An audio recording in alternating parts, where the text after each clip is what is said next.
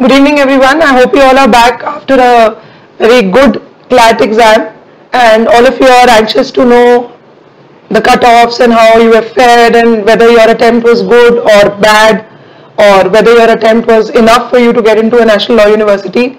So we are going to be publishing our analysis very soon. It's an in-depth analysis based on the kind of questions that were asked, chances of error, and keeping all that in mind, we have come to a conclusion as to what will be your good score for a top 3 law school and what will be a good score for just about any national law university under CLAT.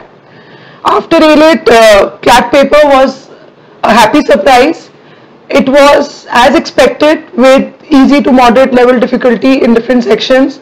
Some students found the sections a little lengthy.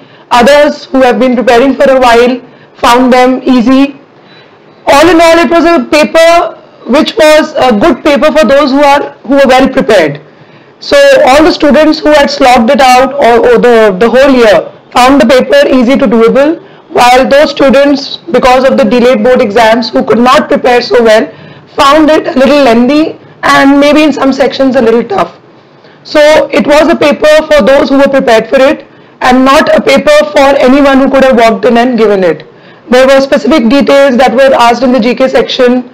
While there were some easy questions in the GK section, as to Trump is which president of the United States, and basic front page news. However, there were 15 questions that were tricky, and overall 15 to 20 sections in the GK section that needed a keen eye and studying of the information well.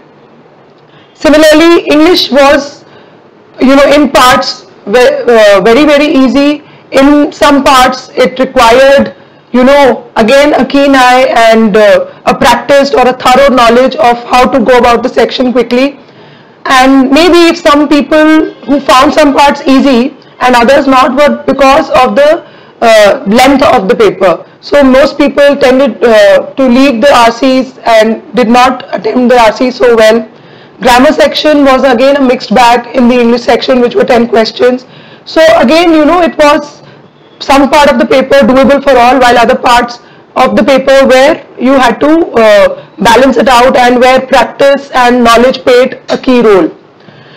Moving on to legal, again legal on the face of it, it was a doable or an easy paper, but came in with some tricky questions, some twists, which you will see in our detailed analysis as well, and again wherein you needed a eye which was practiced for such type of twists in the paper. So every section had two parts to it. There were some easy questions which were common for all, but those easy questions are not going to be the deciding factor this year. The deciding factors would be the tricky questions and how you have attempted them in terms of the rank and the cutoffs. So logical reasoning section also in a way was a mixed bag. The AR sets could be said to be a little lengthy, but once you start cracking them, could have been cracked. There was a good mix of blood relation questions. Again, those who are comfortable with it found it a cakewalk.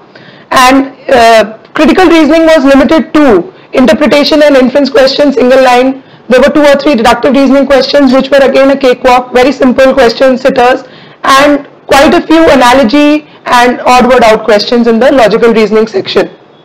Maths, for those who love number system did a hiding act in this paper. Most of the questions were from time and work and time, speed, distance. Again, easy, however, some students admitted that they were lengthy. So some students were not able to finish the paper, again probably those who have had not enough practice in giving mocks. But those who are seasoned mock takers, those who have been writing mocks throughout the year, were able to finish the paper and have made decent attempts to the effect of 165, 175 attempts, and there are others also who have crossed 180 attempts. So on such a paper, the more your number of attempts are, it always helps in pushing your score a bit higher. So if you have had a conservative attempt in the paper, there is a little risk of missing out on the top 2 or 3 law schools in a conservative attempt on such a paper, which can be said to be not so difficult. So here many attempts means, of course, not all your attempts have to be wild guesses. I'm expecting those who have attempted more questions have made academic guesses and have made good or calculated the risk that they have taken. So it will be advantageous for those who have attempted more. And when I say more, I mean 180 plus questions would be very good attempt. Of course, not all wild guesses there. 165 to 175 attempts these kids may just miss out the top 2 law schools. And finally, those who have attempted below 160, there is a slight risk that you may just be missing out on the top 5 as well. But all will depend also on the accuracy. So a good attempt here again would be anything above 160 questions. That means you are safely within the ambit of the top 5 to 6 national law schools, and 180 plus with not wild guesses, you are safely in the ambit of the top 3 law schools.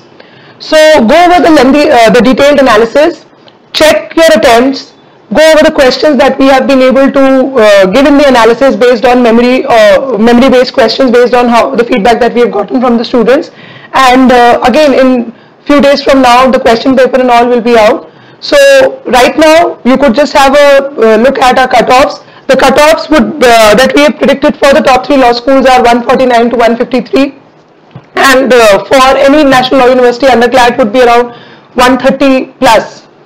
So I hope all of you are scoring well within the cutoffs, and have a good night's sleep, and we'll come back cracking once the result and the scores are declared. So have a good day and have fun. Thank you.